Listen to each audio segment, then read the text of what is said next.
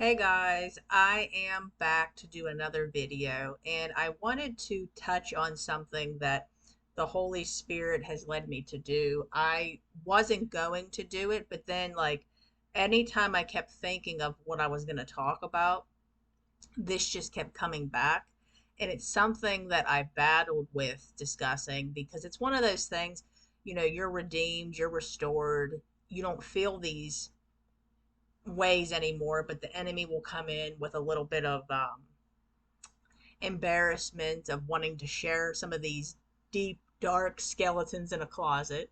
So I wanted to touch on something that a lot of you, if you follow me on my channel, have heard me talk about, but I never got into the serious details of it. And Mary and I were talking about how a lot of people, I guess, that she mentors have went through this. So I figured maybe this would help somebody. So for a long time, I have suffered, well, I should say I had suffered with an eating disorder. And this came from many things, but I want to touch on this with a few videos that I'm going to be doing because I figure this might help somebody. Because I always looked for content based off of this and I never found any, and I used to think I was abnormal because of the things I did, but I didn't realize there was other people out there that went through this. So basically, growing up, I came from an Italian family. So we ate, you know, more carby type of food and things like that. And I remember my nanny was always very scared to have us get overweight because of diabetes. And, she was always in panic mode of fear because a lot of people would get diabetes from being overweight. So if I would maybe want extra pasta, she would say, no, honey, you don't want that. That's men get more, but not women. Because in her family, that's typically how they handled things, like the women. So it was generational. A lot of people had suffered with it in the family. So it then was passed down to me, to my mother, to my aunt. It would just keep spreading. It was generational. It was a generational curse.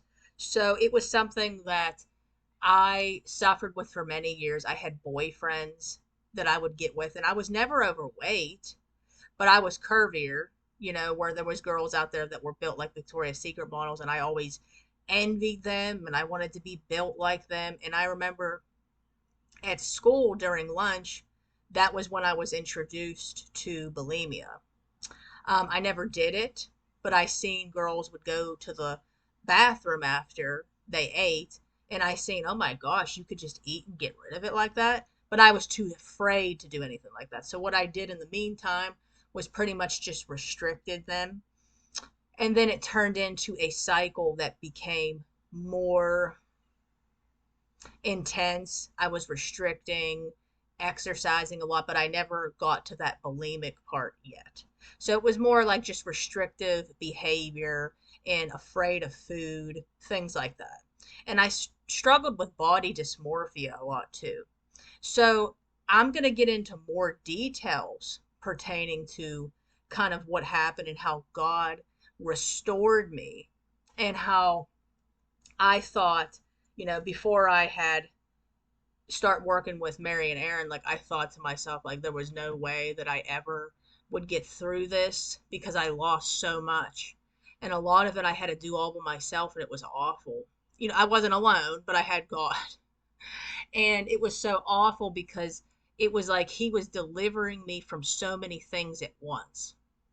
And what you don't understand, guys, is everything is being worked for your good. So I never thought he was ever going to, in a journey of you know, losing everything, your marriage and stuff. I never thought that that would mix with eating disorder and how he was going to use that to deliver that.